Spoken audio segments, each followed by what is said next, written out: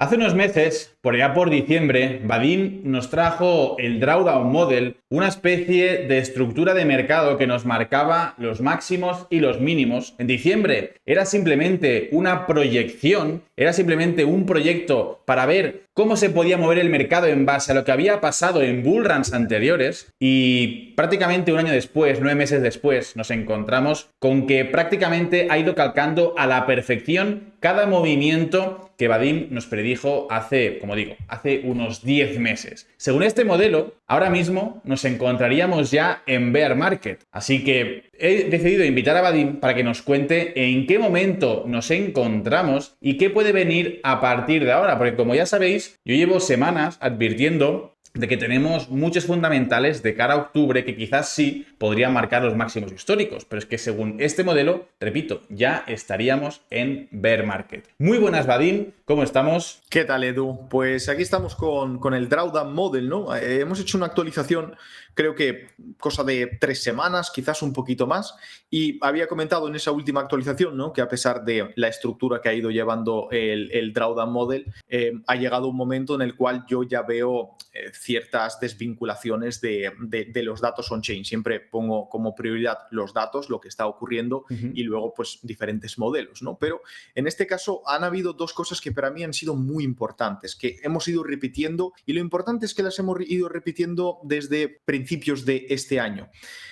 Una de ellas es el primer all-time high que íbamos a tener, donde se comentó de que iba a ser un all-time high bastante tímido, un all-time high acercándose a los $120,000, pero sin sobrepasarlo, y que el segundo iba a ser un all-time high más grande, pero tampoco sin locuras, ¿no? No contemplábamos estos 150,000, 200,000, ¿no? Porque es muy fácil. En este punto podéis ir a hacer un análisis en Twitter y ver qué es lo que se publicaba, ¿no? Y aquí vais a ver que los datos eran locura, 500,000, 1 millón y cosas de este tipo. Sin embargo, nos íbamos a datos algo más realistas.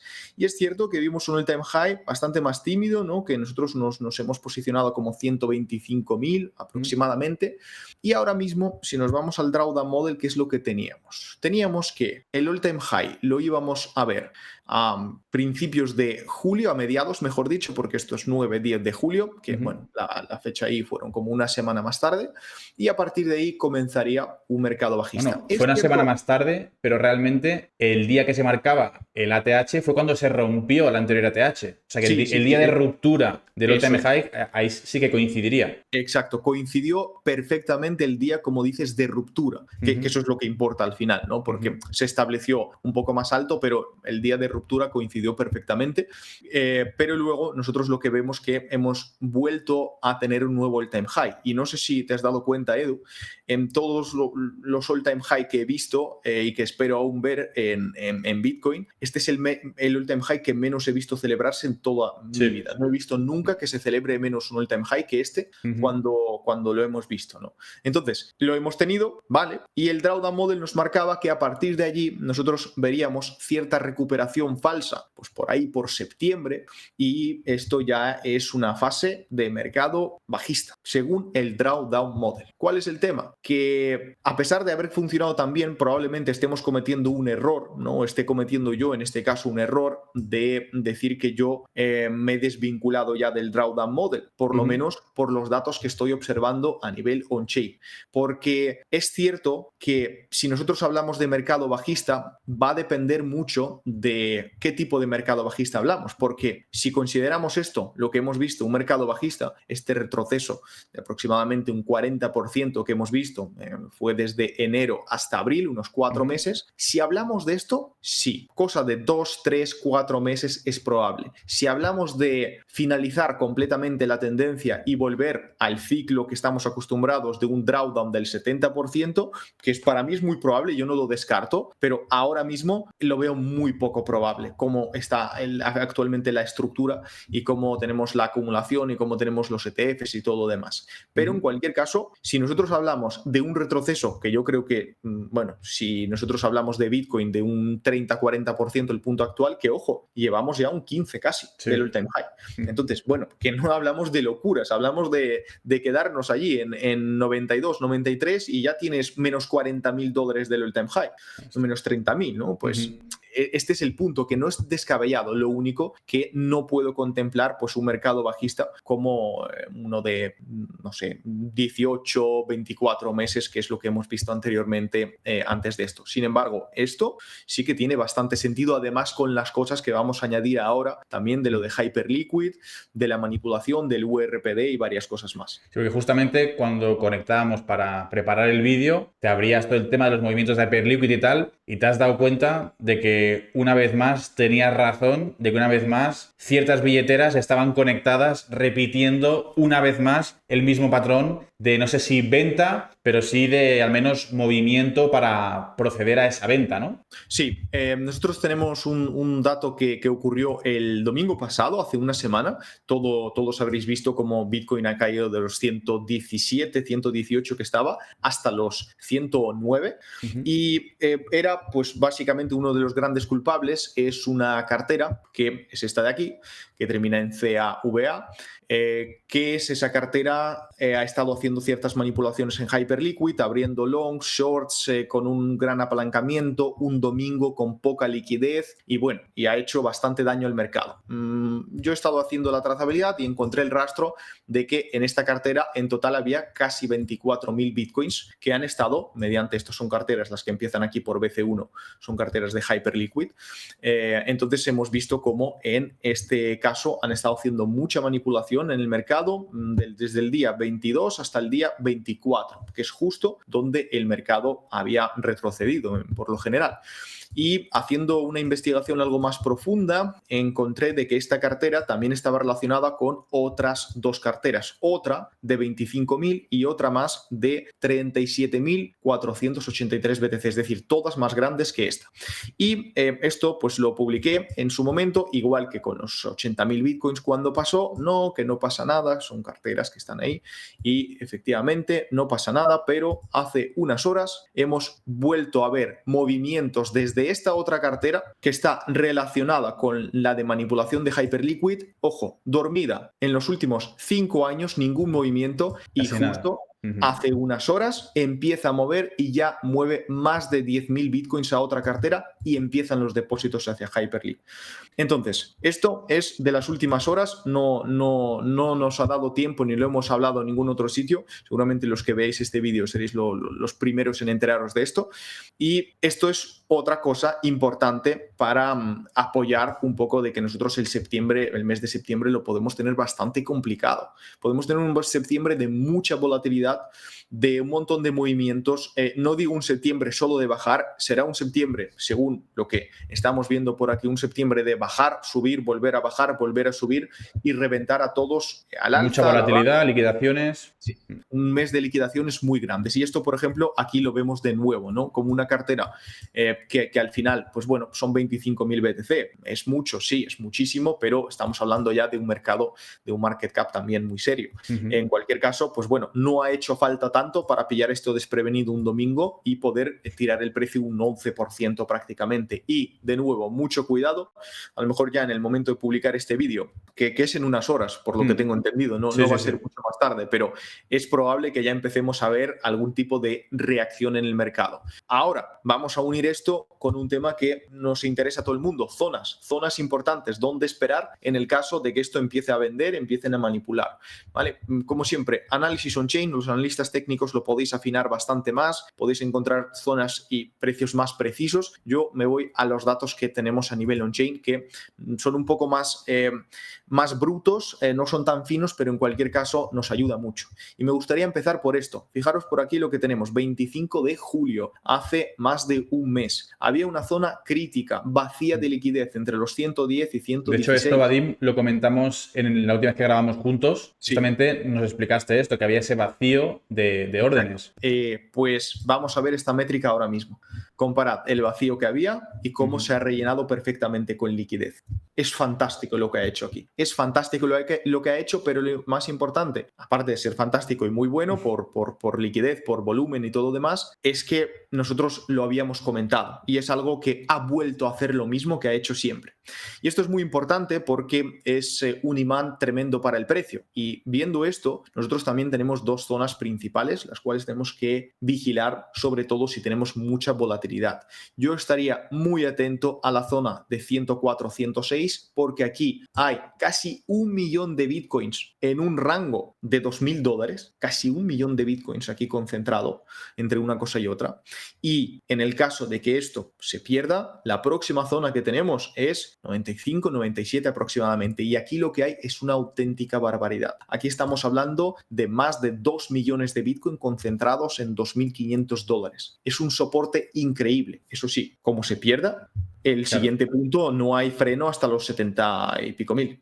Justamente en esta zona de 106.000, llevamos comentando con Rafa desde que estamos en los 117 que había muchas ineficiencias de mercado, que había mucha liquidez ahí. Y de hecho, si la gente se abre el mapa de liquidaciones de CoinGlass, por ejemplo, ahí se ve que hay muchísima liquidez en la zona de los 106. En la zona de los 97-98, más de lo mismo. Tenemos ineficiencias, tenemos liquidez, así que se correspondería a la perfección con eso que nos muestras de mucha concentración de dinero para los que mueven el mercado, al final, que es en lo que se traduce todo esto.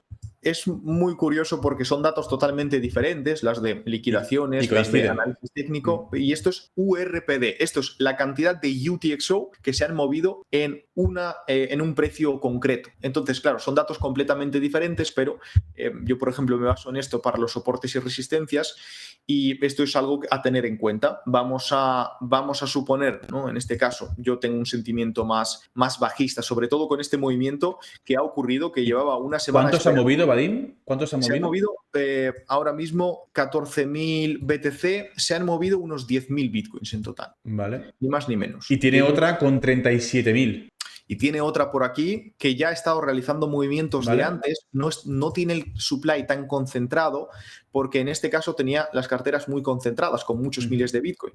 Hay otra rama aquí de 37.400 Bitcoin, pero en este caso esta rama está muy repartida. Aquí hay 500 Bitcoin, aquí hay... esto de hecho también se ha movido, vale, porque esto para mí también es novedad. Ayer no se había movido, efectivamente.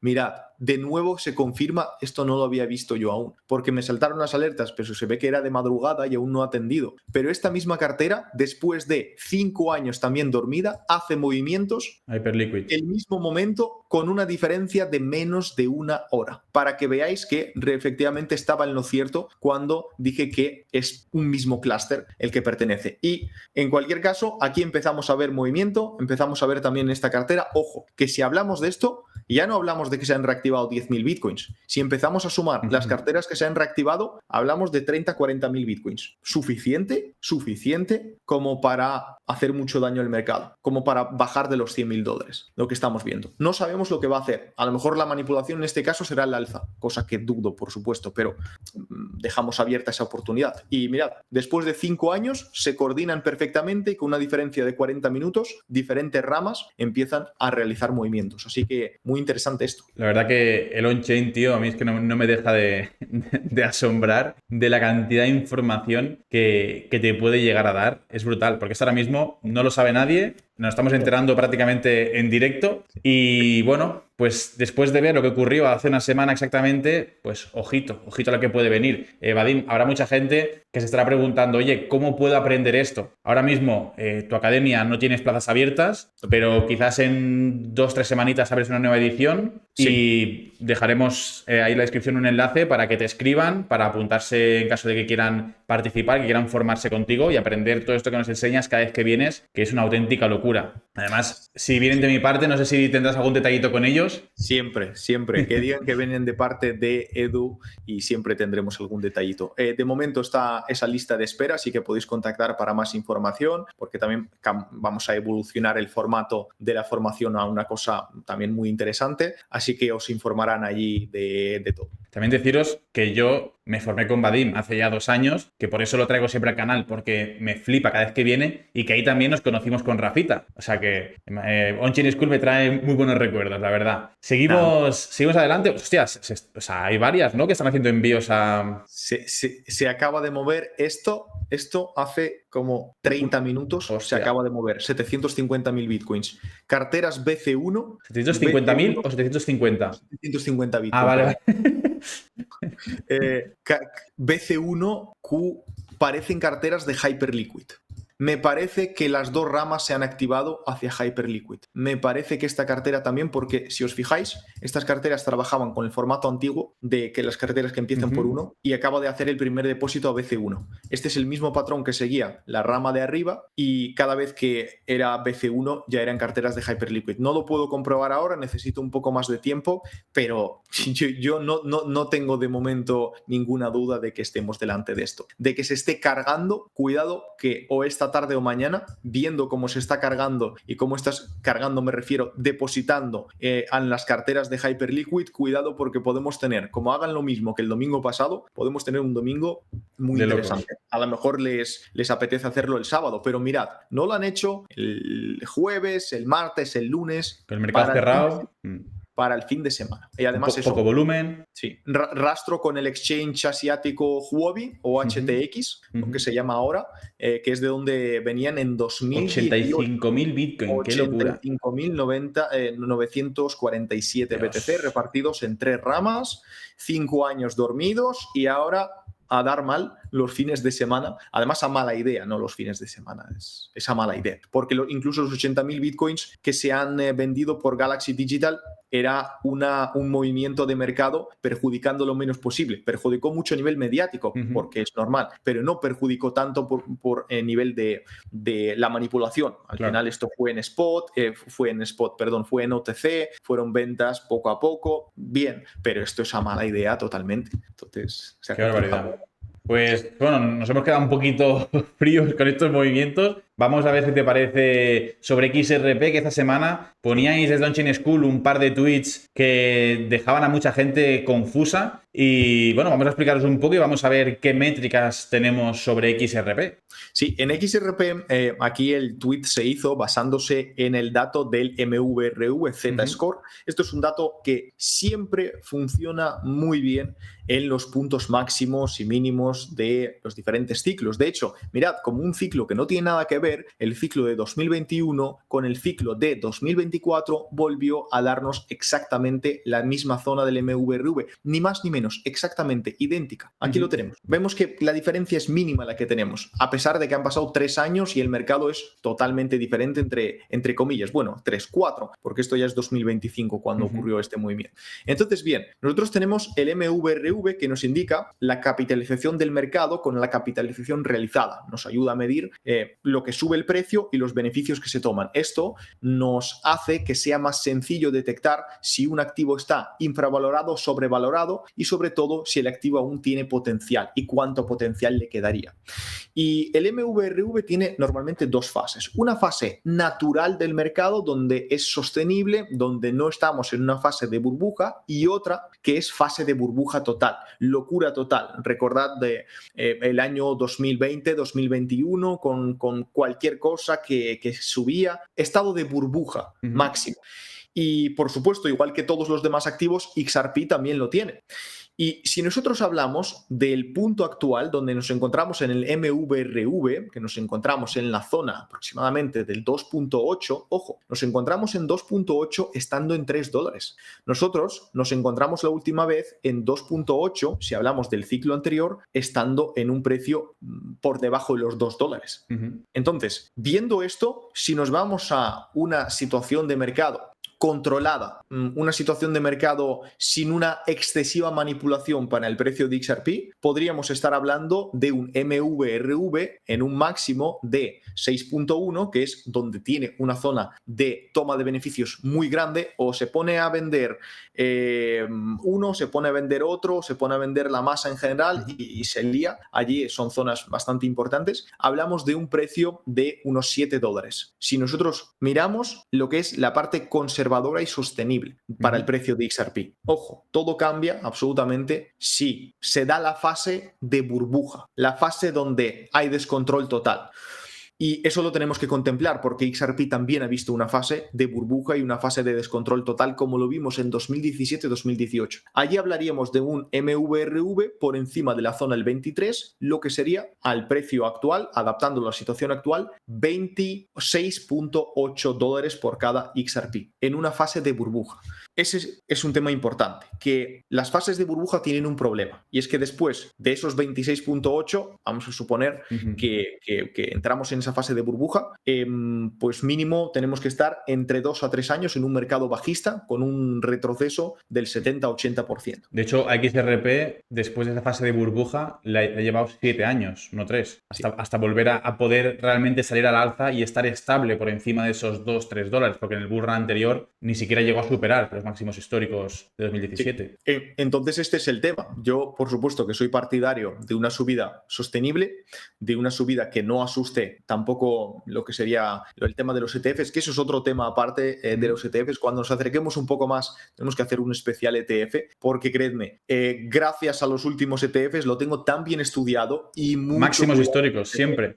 Mucho cuidado con el ETF y sobre todo en XRP. Hablaremos cuando estemos cerquita ya del ETF, recuérdamelo, ya haremos un especial ETF y yo creo que va a ayudar a mucha gente a tomar mejores decisiones. Yo lo he comentado en varias ocasiones, que yo me imagino una especie de aumento en el precio antes de esos ETFs, un buy de rumor, básicamente, y que cuando se anuncie la aprobación de los ETFs, cuando se anuncie BlackRock, Fidelity, que van a estar en ese Ripple Swell, en el evento anual de Ripple, casualmente 2 semanas más tarde de la fecha límite para la SEC para aprobar los ETFs de Ripple. O sea que me imagino yo que si están en el evento anual de Ripple será para ponerse la medallita de los ETFs. Yo creo que ahí es cuando podemos ver una explosión sin sentido en el precio, una absoluta liquidación, o sea, una vela muy grande, pero que luego ya sabemos de lo que viene, igual que pasó en 2017, una vela muy grande alcista, pero que corrige muy fuerte también y deja mucha gente atrapada ahí en zona de máximos, creyendo que con los ETFs ya estamos en el siguiente nivel, en ese nivel de adopción. Yo lo planteo así. Ojalá me equivoque y ojalá nos vayamos a los $1.000, pero creo que todavía no va a ser el momento. No, creo que no es el momento. Veremos cuando se acerque con más detalles, con más datos, y tengo ciertas teorías ahí interesantes que seguramente sea lo que no os esperáis con el tema de XRP y su ETF. Entonces así está el tema del modelo del MVRV, ¿no? Si entramos en una fase más especulativa o seguimos con una fase controlada. Y básicamente es lo que hay que ir teniendo en cuenta, ¿vale? Esto es algo que nos ha funcionado muy bien en los diferentes ciclos anteriores.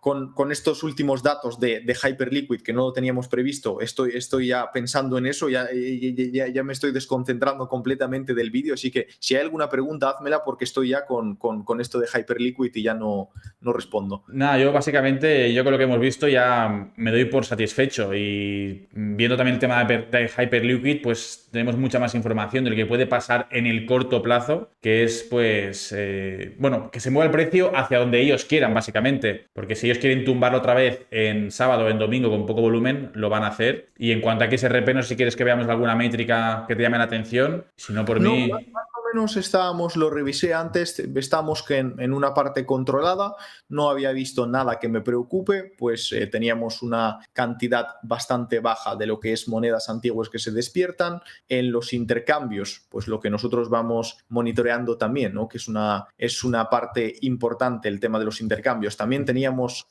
por fin algo de movimiento positivo, teníamos retiros, ¿vale? Vemos sobre todo de Upbit, llevamos ya desde el 23 de agosto con retiros, cosa que no ocurría durante bastante tiempo, y entre una cosa y otra se han retirado como 60 millones de XRP desde Upbit, entonces bastante bien en ese sentido, así que nada que me preocupe, por así decirlo, aparte de Bitcoin, que podría arrastrar, ¿no? Pues como es normal todo. Pues Vadim, tío, muchísimas gracias por el análisis, muchísimas gracias por la información de última hora también de Hyperliquid, de esos movimientos de ballenas que nos van a tener todo el fin de semana muy atentos al mercado sin ningún tipo de duda, porque viendo lo que ocurría hace una semana, pues posiblemente se vuelva a repetir. Sabemos que les encanta el dinerito del retail y lo van a ir a buscar una vez más. Y lo dicho, si os queréis formar, si queréis aprender, con Vadim lo podéis hacer pues de la mano del mejor. Os dejaré en la descripción para que le preguntéis, para que entréis en esa lista de espera para cuando abra nuevas plazas. Y si os ha gustado el vídeo, como siempre, denle al botón de like, suscríbanse y nos vemos mañana en un nuevo vídeo. Chao, familia.